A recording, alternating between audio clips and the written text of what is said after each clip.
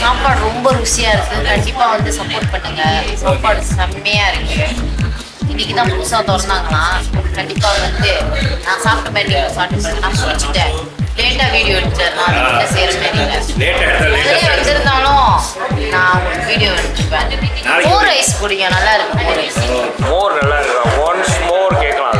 அதை நீங்கள் ஸ்வீட்ஸ் தானே? ஓகே, ஆட் பண்ணி போயிடுவோம்.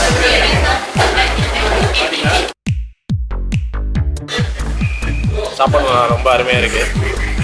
கீரை உங்களோட செய்திலாம் நல்லா இருக்குது. நான் ஃபேஸ்புக்கில் பார்த்துட்டு தான் கடைக்கு வந்தேன். ரொம்ப நல்லா இருக்கு.